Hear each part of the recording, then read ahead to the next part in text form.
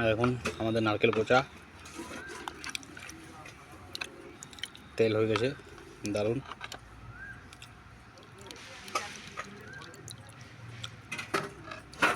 দারুণ তেল হয়ে গেছে। এই যে একটা হয়েছে, এই একটা, এই যে তেলটা দারুণ তেল হয়েছে। এই যে